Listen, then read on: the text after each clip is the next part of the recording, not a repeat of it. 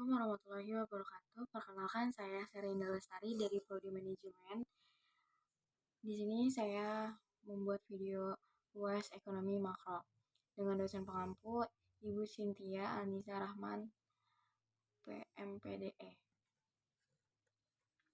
Nah, di sini soalnya buatlah sebuah video terkait bagaimana pendapat saudara terkait berita yang sedang beredar bahwa akan terancamnya perekonomian dunia, khususnya Indonesia pada tahun 2023. Jelaskan apa yang harus dilakukan oleh pemerintah dan apa sikap saudara sebagai rakyat biasa. Nah, di sini kan saya akan menjawab pertanyaannya. Nah, terancamnya perekonomian dunia atau bisa disebut dengan resesi ekonomi global 2023 yang ramai dibicarakan belakangan ini bermula dengan konflik antara Rusia dan Ukraina yang tidak bisa dipastikan kapan akan berdamai atau berhenti. Sebab dari tensi geopolitik kedua negara tersebut membuat munculnya inflasi. Sehingga dalam meredam inflasi tersebut membuat bank sentral di berbagai negara harus mengetatkan kebijakan moneter dengan menaikkan suku bunga acuan.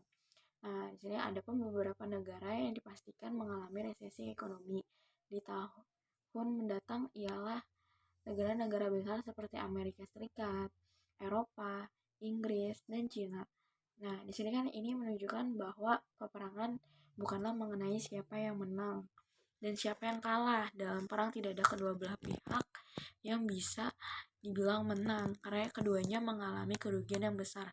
Bahkan dampak dari peperangan bukan hanya dirasakan oleh mereka yang ikut terlibat dalam peperangan tersebut, melainkan sangat berpengaruh dalam perekonomian global.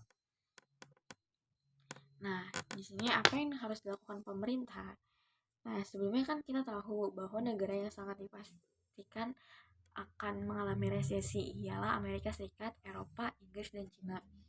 Negara Indonesia tidak termasuk ke dalam negara yang diprediksikan mengalami resesi ekonomi di tahun mendatang. Namun, jika Indonesia terkena resesi, apa yang harus dilakukan?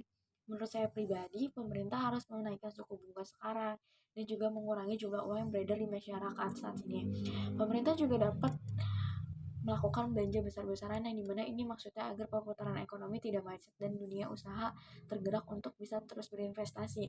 Selanjutnya, adapun pemerintah memberikan bantuan kepada UMKM dengan menyalurkan bantuan terhadap UMKM berupa anggaran dana bantuan UMKM produktif dan kredit bunga rendah. Diharapkan roda perputaran ekonomi dapat berjalan dengan baik dan mungkin pemerintah bisa lebih menarik kepercayaan para investor dengan cara membuat kebijakan yang efektif dan diharapkan mampu menarik para investor untuk menanamkan modalnya di Indonesia. Nah, di sini sikap pribadi saya sebagai rakyat biasa. Hal pertama yang harus saya lakukan ialah melakukan sikap berhemat. Dengan berhemat, dana yang masih tersisa bisa dialokasikan untuk hal lain yang lebih penting seperti melunasi hutang, investasi, nabung. Selanjutnya adalah investasi. Seperti halnya berhemat, berinvestasi itu untuk menghadapi adanya resesi adalah sama pentingnya untuk memperkuat fondasi keuangan yang saya miliki. Nah, sekian. Terima kasih atas jawaban dan penjelasan saya. Wassalamualaikum warahmatullahi wabarakatuh.